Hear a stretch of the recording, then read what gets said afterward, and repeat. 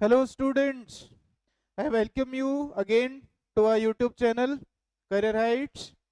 So students, as promised to you in the earlier video, here we are starting with the test series. So today 20th October, जैसा आपको हमने promise किया था, business studies का test series हम conduct कर रहे हैं free of cost for all the students.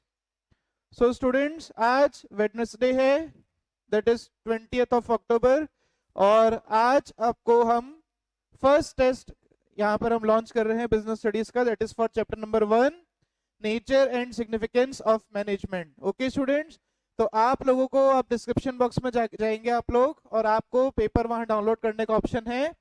Please download the paper और आराम से, बिल्कुल टेंशन फ्री माइंड से थोड़ी बहुत पढ़ाई करके, अगर जो भी आपने पढ़ाई की है उसके अकॉर्डिंग आपको ये टेस्ट देना है. और कल आपको इस पेपर की वीडियो विद सॉल्यूशन मिलेगी. ओके, तो आज आप आराम से इस पेपर को अटेंड करिए.